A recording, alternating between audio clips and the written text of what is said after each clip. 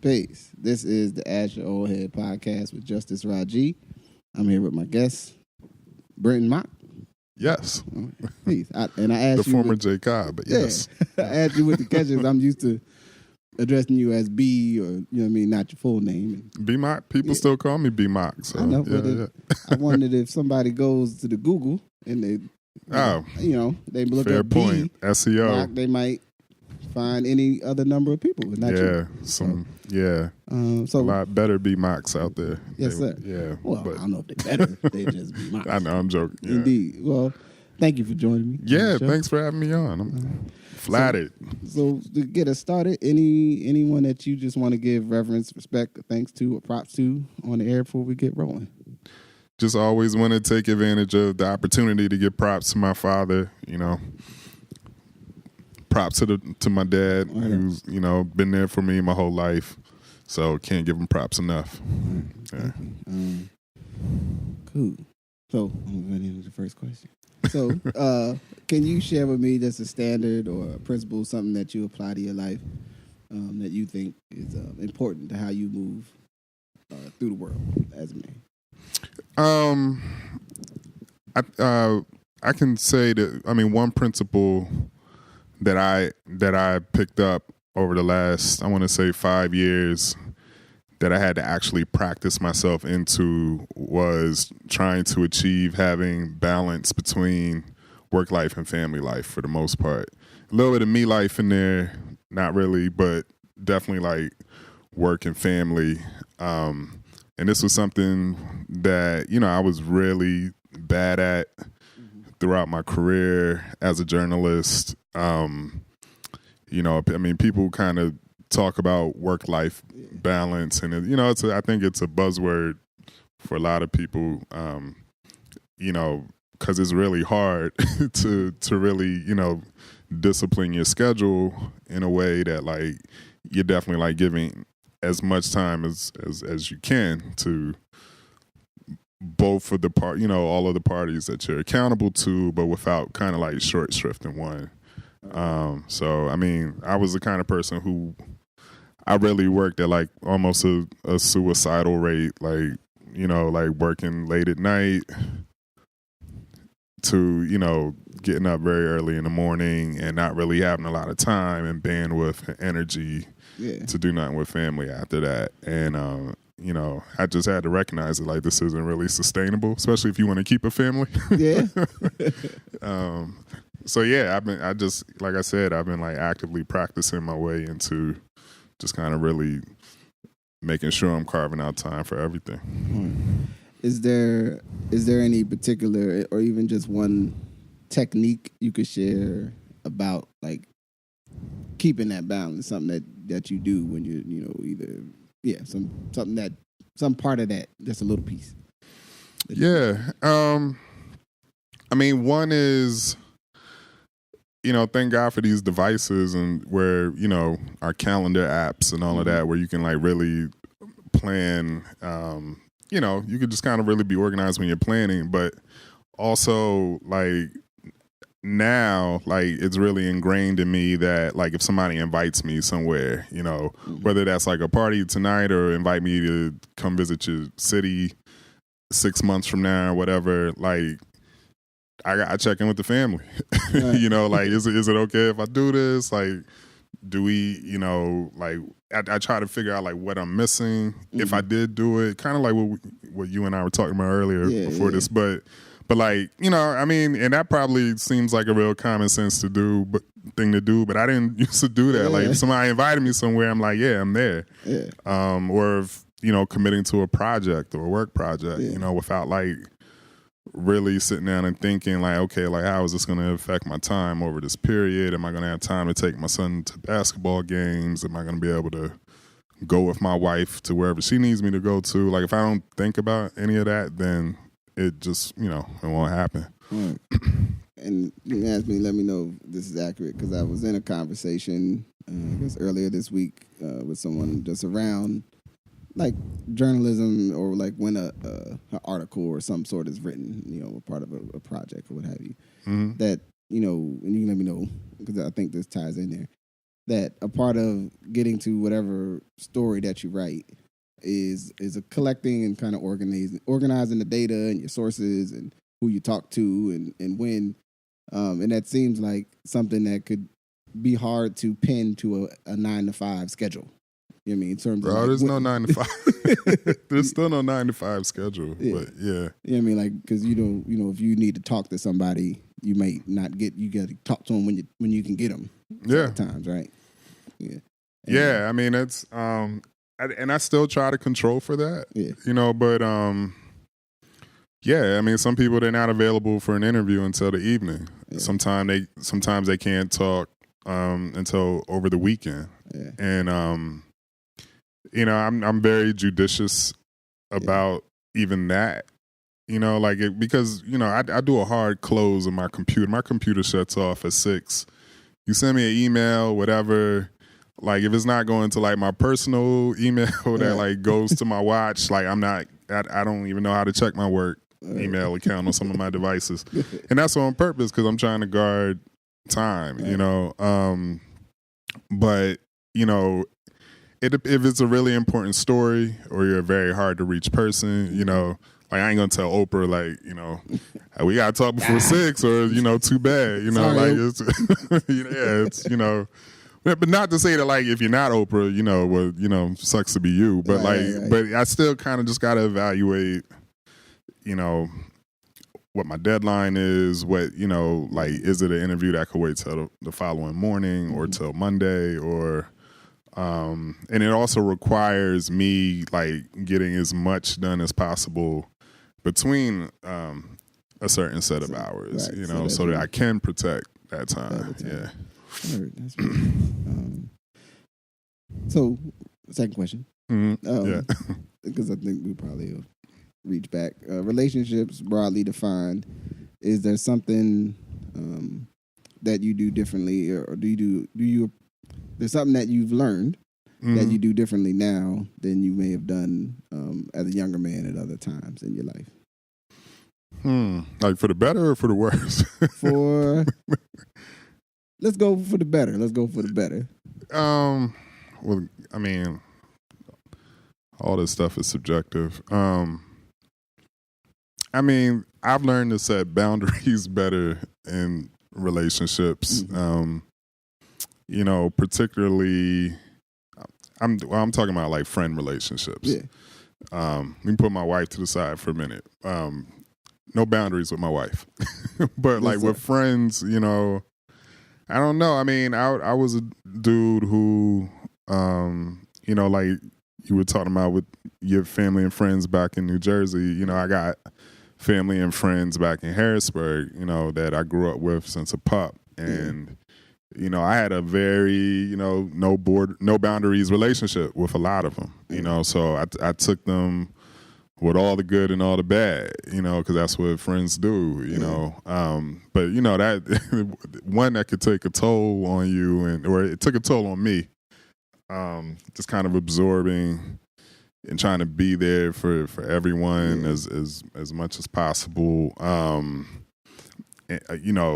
can be a little taxing, and that is the tax on a relationship, right? That's what you accept. But, as your responsibilities, expand, it's just, trying to learn how to set up boundaries such that, like, my friends know they could come to me for certain things, but if it's something, how do I say this without incriminating people on the podcast? I would say, if it's let me try. You let me know if I land a plane. If being supportive for you would expose me to risks that could take me away from my family, or even expose my family to risk, then I might not be able to assist you. Yeah. You know what I mean? Yeah, I mean, it's not that serious for every case, but, some of them it is. And in others, it's like, in others, it's like, it's also me trying to kind of guard my mind, like if I got a lot of male friends that are single, and they think and talk like men who are single, a lot of them who, and there's nothing wrong necessarily with that, but when you're married, there's only so much male single energy you can absorb without it starting to feel a little, you don't want to, you're married, so yeah, I understand. So you just kind of gotta set up boundaries, be like, yo, okay, I understand, but like that ain't something that I want to talk about. So, yeah, I don't want to go there with you right now. Yeah, like, so and for better or worse, for some friends, I think. And I'll talk with my male friends particularly. I think with a lot of them, it made our relationship healthier. Mm-hmm.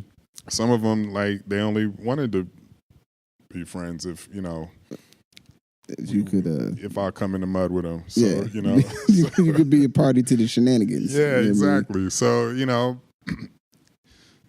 don't. I'm not. That's not something I could just shrug off. I have. Your friends are your friends, but it's. Yeah, and that's. I mean, I think pain decisions. That's the. I would say the reality of figuring out what's important to you, and that the people that you may have known for most of your life, who you and you love and you care about, right over there. When you realize, like, you feel that tension of like, I don't really want to go be with y'all right now. Not like in a mad way. I just want to be someplace else. Yeah. And then you tell, somebody got like, hey man, now I'm going to take a pass on this one. Yeah. And when you're younger, you may be fearful that you're not holding up the relationship by always being available. Right. And then you realize, like, no, actually, sometimes I was like, nah, I'm not coming outside. Y'all cool. Y'all go ahead. Yeah, exactly. I mean? That's peace, man. Yeah. Is there... Nobody wants to be Sharif and, what is it, Menace to Society? Oh, yeah. Let me out the car. Okay. I forget his name, but yeah. The Muslim dude, yeah. Oh, yeah, Sharif, they did that too in Menace to Society, didn't they? I thought about that. Or Boys in the Hood. Maybe it was Boys in the both Hood, they let... what's name gets out the car, Cuba Gooding Jr.'s character. Yeah, but Sharif did something too. Or wait, Sharif. He either got kicked out the car or he got out the car. Yeah. But he knew he didn't want to be. Yeah. With around the. But Sharif got shot at the end of Menace though, didn't he? He did get shot. Man, that's messed up. Man. I'm blending all. That's okay. That's a sad ending, man. That was a rough ending. I just recently watched Boys in the Hood with my son because he, I thought about it. I was like, you never really watched it, so let me put it on. He enjoyed it, and we had a good rousing conversation about various parts of that, from miniature points like when the individual that was addicted to crack tried to steal the chain, and they lumped him up, and he was like, why would he do that? I was like, well, son, that's what drugs do when you're in addiction. Yeah, this seems like you could get away. Do something. You might like, I could get away with this. It's like, a rational mind would say you can't do this, but a drug addicted mind might go, you might get away with this. I got a chance. You know what I'm saying? And then when there's no chance. But other parts of it, he just around like decision making and like the the violence and things in the movie. We had a good conversation. Which it's with him being 80 years now is different than when he was a kid, so it's been kind of cool. Okay.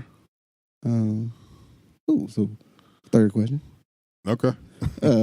What's just really important to you right now in your world?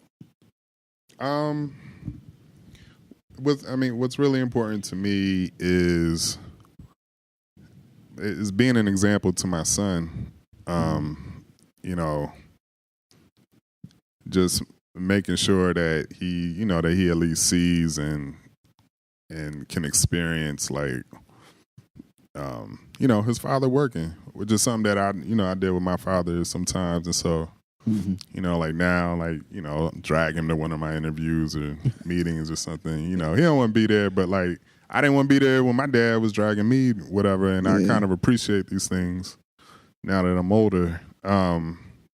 But yeah, I think it's just really, I hated this word when I was growing up, role model. It's still not my favorite word, but like I feel like I got to be that for my son at the very least. And like doing that requires me just kind of, it really causes you to modify your behavior.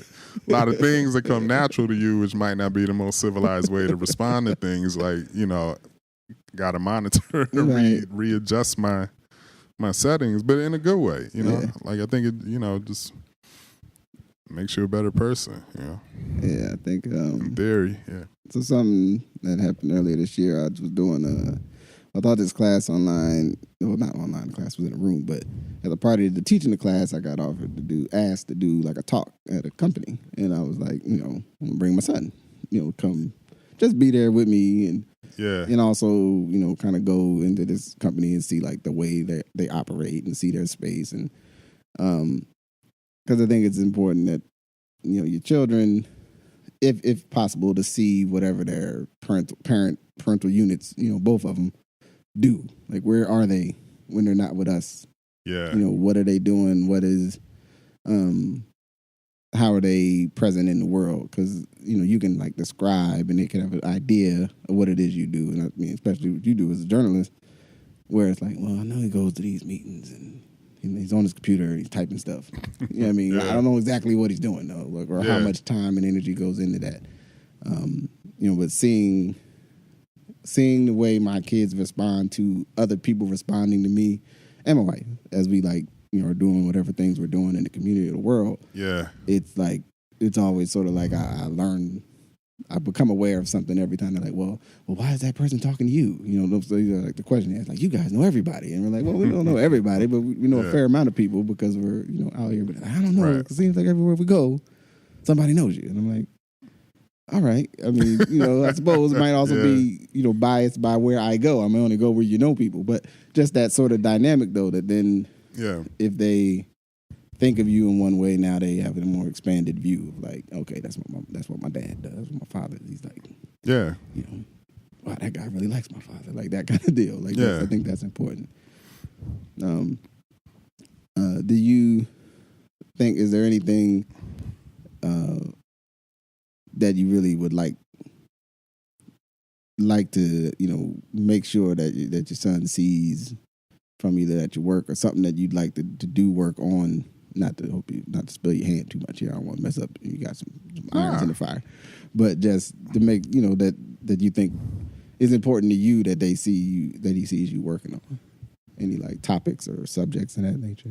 Just seeing me work.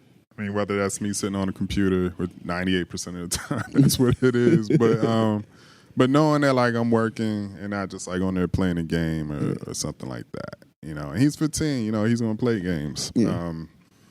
But, you know, at a certain point, you're going to have to figure out all the other useful properties of the computer and the iPhone, the iPad. And, again, I just want to model behavior, you know. And, I mean, in socializing, too, which is becoming a more important thing for me to try to model because, you know, we like our children are living in a milieu where communication methods are a lot different than how you and I communicated with people when we were 15, right? And I don't know that their language that well. I'm not on Snapchat, and I have maybe a elementary level understanding of how to use emojis on text, but you know, but this is like the currency of communication with them, and so. For all I know, when they get older, that might be the only way that people communicate is through emojis and Snapchat. But I want to be able to model, I don't want to say more normal socializing kind of methods, but I noticed that like a lot of kids, because they're so enmeshed in what's on their screen, they're oftentimes like very normal, or dare I say traditional ways of communicating with other men often aren't present, you know. So looking a person straight in their eyes, you know, answering questions in complete sentences. I can't even say that I was the best at this when I was 15, you know. But again, as I got older, I had to think about the men who raised me and how they communicated, you know, in a very straightforward way. I'm not trying to like reinforce like no old patriarchal, you know, traditional whatever masculine forms or norms of what's considered being a man, but being able to communicate in like some kind of universal way where like we can talk regardless of gender, generation, age, you know.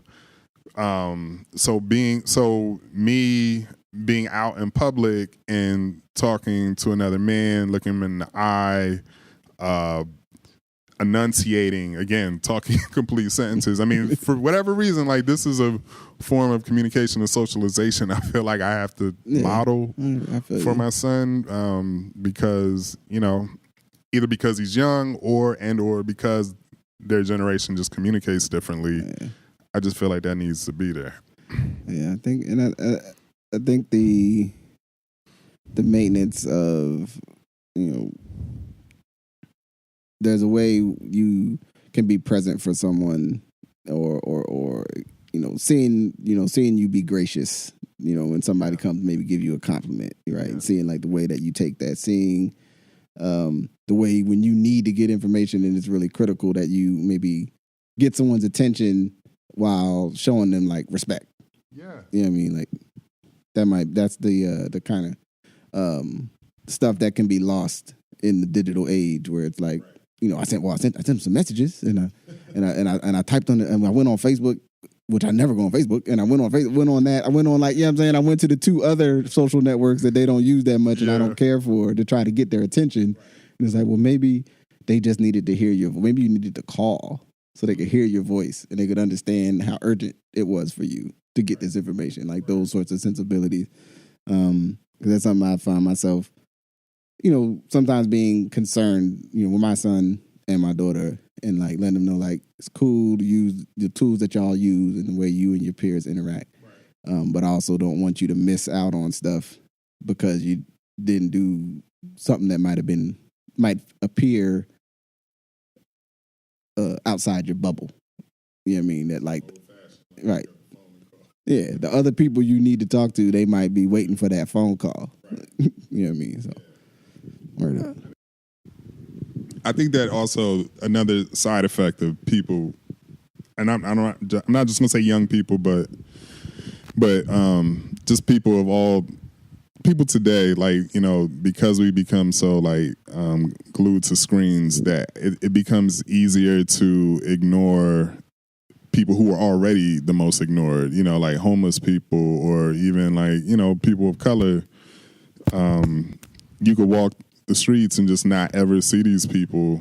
And so I'm trying to model out of that, you know, like just being able to see people, especially those who are used to not being seen, and like speak to them and, you know, compliment them, all, you know, just, I don't know. These could be like old romantic notions of like communicating and, you know, how you interact with people in the streets. But I think there's a lot of value in that that I'm trying to preserve. Yeah. Well, I think that those that are adept at balancing that in our future will be able to make certain moves, because I it's an old language, but I don't think it's a language that's going anywhere. Like humans are social entities. We exist in groups. Yeah, and I don't think any level of at least any level of technological advancement that I've seen will totally remove sort of the value of somebody like, man, I really like hanging out with that person. Yeah. They made me feel really warm when I was sitting with them. Right. You know what I'm saying? Like, I just don't think that gets old. I think that's always. And there's probably an emoji for that, but it doesn't feel as good as just somebody just saying that. Heard that. You know? Heard that, indeed. Cool. That's the root core of my piece that I like to do. Oh, I got that. I would say, the thing I would probably want to just ask you, we can do this as a close, because I think what I would like to do is maybe sometime in the future, have a discussion with you, maybe more in depth about sort of the work you do in terms of journalism, and where I would have more time to like prepare a conversation that's more specific about that. And I think you have a level of experience in depth in that world that I wouldn't want to try to do it in 10 minutes. And I mean, that's how I feel. I mean, it's all good. Word up. So I'll lay this out for you. You want to do something to take us out with a little more lightheartedness, something. It is funny you ask me this. One sec. So I just drove back from DC. That's usually my podcast time, but every once in a while I like throw on a album, or streaming album or whatever. And one of the podcasts that I was listening to, they were talking about Miseducation of Lauryn Hill, because I guess this is the 20th anniversary of that album, which means we're officially old AF. But they were, they were talking about that album. Caused me to, but actually, let me fast forward. So they were talking about miseducation, but you can't talk about miseducation without talking about the MTV Unplugged Lauryn Hill album that came out years after that, and so they were talking about it, and they were the podcast people, and they were giving it kind of like a renewed perspective, or even like a respect for the album that I think the album did not get many years ago. And so I remember in college, or was I in college, or maybe I graduated by then, but I remember when it came out, for whatever reason, I really enjoyed that Unplugged album. Like I thought Lauryn was just speaking all kinds of truths that needed to be heard, and like I was like impressed that she had learned how to play the guitar, or at least kind of learned how to play the guitar. So I just thought it was a dope album. I mean, I don't think a lot of other people thought it was a dope album back then. I remember it getting a lot of bad reviews. But anyway, after listening to that podcast, driving back from DC, I'm like, all right, I'm going to listen to this Unplugged album again, because it's probably been at least 10, 15 years since I listened to it. And I was listening to it, and I was like, no, I was tripping. Like, this is bad. This like, is not what you remember. She's definitely telling some truths, and I could feel her. But this guitar playing is bad. Every song sounds the same. Like, I don't know. I was like, I could have swore I was able to decipher every lyric back then. I had no idea what she was talking about in like 80% of the songs. And then I felt bad because I was like, wow, like, am I fronting on Lauryn Hill? I used to love this, like, what happened? And I don't know. Like, the people in the podcast, they had found a new love for it, and I couldn't hear it. Yeah. So I don't, maybe it's a bad example, but no, I don't think it's a bad thing. Like, I've had to come to a realization about Nas that I like Illmatic and I like the second album, but there's a whole lot of other stuff. Yeah, there's a whole lot of other stuff that I realize I don't really try to catch up on all them other records. Did you listen to Nasir? Nah, really. The Kanye one? Oh. Nah, I ain't listen to that at all. Yeah, that's at some point I'll get to it. But but part of me doesn't. But part of what I'm saying is I have an itch about who I think he is that makes me uncomfortable assigning a lot of high-minded thinking to what he says in raps. Yeah. You know what I mean? So I've been challenged about who I think he is as a person. That makes me kind of go, I mean, you might be because of the Khalid stuff? Or? Well, actually before the Khalid stuff. I realized I've had just sort of you kind of talk like you know what you're talking about, but I don't know if you really know what you're talking about.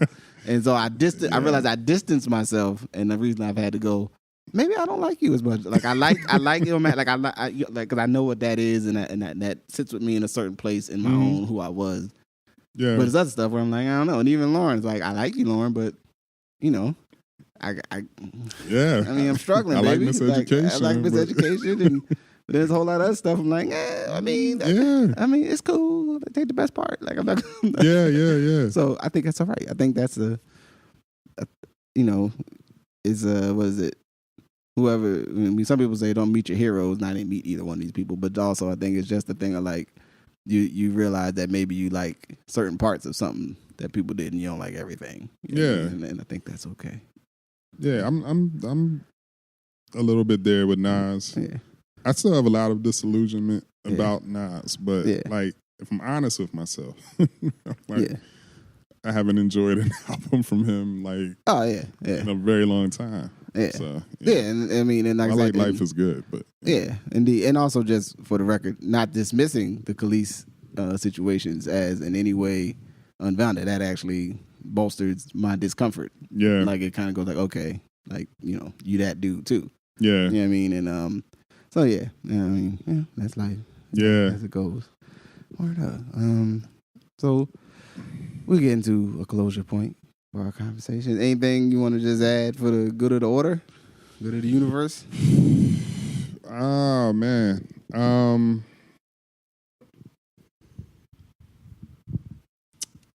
I there's not one thought that I could download that quickly. I mean, nah.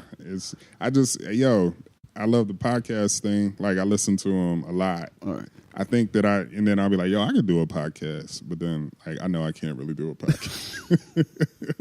Like I'm not nice with the audio equipment. I'm not in love with my voice. So like, okay. Well, I would say this, like a lot of things, I'll put it like this: as an associate mind would find entertaining. Due to the way music works, we can all put an album of some sort out there. Mm-hmm. The technology and the equipment is available, and the delivery means it doesn't necessarily mean that it's a good thing. Right. Exactly. So I encourage, because I believe as a device and as a media lane, there's a place for it, and there's a place for different types of podcasts from the very highly structured and edited and like, man, it's almost like a radio documentary. Yeah. Like there's that to the almost kind of day-to-day blog type where somebody just gets up, says something for 20 minutes every day, and they're like, podcast, boom, listen to that. Yeah. Right? There's that wide swath of options. Within that, though, and the thing I've learned in the time I've put into this is that it's a lot harder to put out something that's close to hopefully what you're intending, and that your hope has the value that you want. So I encourage you, if you really feel like you got something you want to put on tape, to go for it. I may but just also stay in my lane with the keyboard, keep it going. let the people who are the masters at podcasting do, Word out. Keep doing that. All right. Well. Yeah, but I appreciate being on your podcast. So, I thank you for joining me. B Mock, as I know you, Brentin Mock. Is there anything, like, should I tell people where they can find you on the internet or search for you or anything on social media? I mean, I write for citylab.com, CITYLAB.com. Got to make that distinction because somebody thought I was saying shitty lab once. So I don't want people on the shitty lab. Yeah, don't do that. But City Lab, that's where you can find my stuff. All right. Brentin, thank you. Thank you, man. I appreciate you. Yeah, and, same here. This has been the Ask Your Oldhead podcast with Justice Raji. Peace.